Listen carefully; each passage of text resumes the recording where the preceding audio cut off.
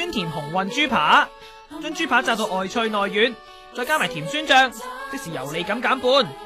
當然，首先要買塊靚豬扒啦。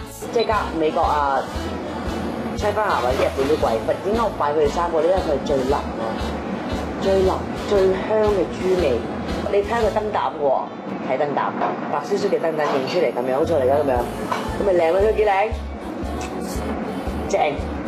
先發雞蛋，落啲糖，將豬扒兩邊都沾啲海鹽，咁樣撳扒身，均勻咁沾上薯粉，側邊都要喎。如果唔係咧，就會炸到過於乾身噶啦。然後飲蛋漿，再飲麵包糠，油溫咧最好係180到200度。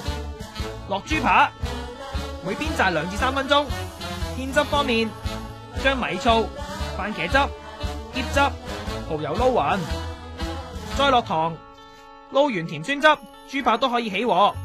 記得擎油先，可以用炸完豬扒嘅油回鑊，落燈籠椒、洋蔥，落海鹽調味，再落胡椒粉，然後可以加蒜蓉，添汁，半碗水撈勻，將豬扒件放入鑊，冚埋蓋，煮2分鐘，咁就搞掂啦。